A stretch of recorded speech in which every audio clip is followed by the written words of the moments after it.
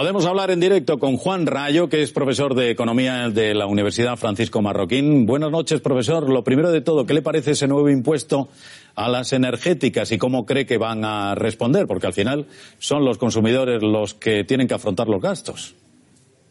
Bueno, yo creo que, en primer lugar, buenas noches. Creo que es bastante evidente cómo van a responder. Una de las medidas que acaba de prorrogar el Gobierno y que lleva bastante tiempo en vigor es la suspensión de un impuesto que grava el valor de la generación de energía eléctrica. ¿Por qué suspende el Gobierno ese impuesto? Pues porque se repercutía a los consumidores. Pues bien, si suspendemos un impuesto y creamos otro, en este caso sobre los beneficios, en un sector que tiene problemas de competencia, buena parte de este impuesto tratará de ser repercutido en forma de mayor factura, en forma de mayor precio a los consumidores finales.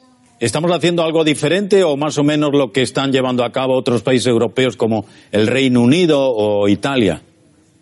Bueno, al final es que los gobiernos tienen poco margen de maniobra para combatir una inflación que tiene un origen global. Es una inflación que viene por el exceso de gasto agregado en la economía mundial derivado de políticas de estímulo de bancos centrales y de gobiernos, pero no de un gobierno en concreto, sino de todos ellos durante los últimos 2 años. Y ahora estamos sufriendo las consecuencias en forma de inflación. Y eso no se frena con parches. Lo que hacen los gobiernos es poner parches y decirnos que están solucionando el problema, pero no solucionan nada.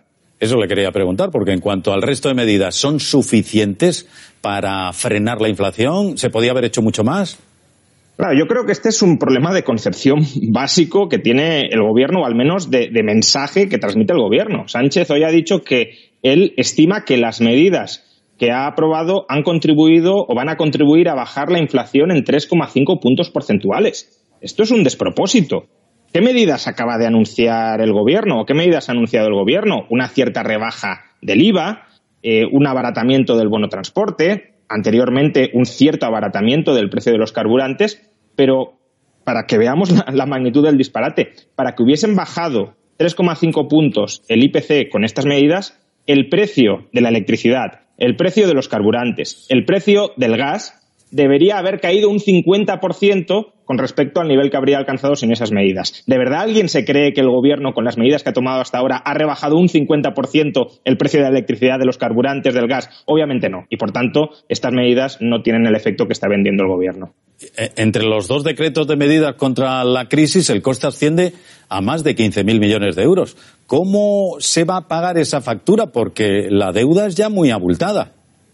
Bueno, en parte la estamos pagando ya todos. ¿Por qué? Porque con la inflación nos están subiendo los impuestos. La inflación no solo nos vuelve más pobres a todos, mientras que al gobierno lo enriquece, porque cuanto más suben los precios, más se diluye el valor real de su deuda, sino que además en el IRPF vamos a pagar proporcionalmente más de lo que habríamos pagado sin inflación. Es como si el gobierno hubiese subido el IRPF a toda la población, porque se niega a deflactar la tarifa y el resto de componentes de este impuesto. Por tanto, el gobierno nos está subiendo los impuestos por la puerta de atrás gracias a la inflación, y lo que hace es una parte de esa subida de impuestos, que está siendo muy dura, devolverla a la población en forma de transferencias de dinero que más bien suenan a generación de redes clientelares de cara a venideras elecciones. Ya.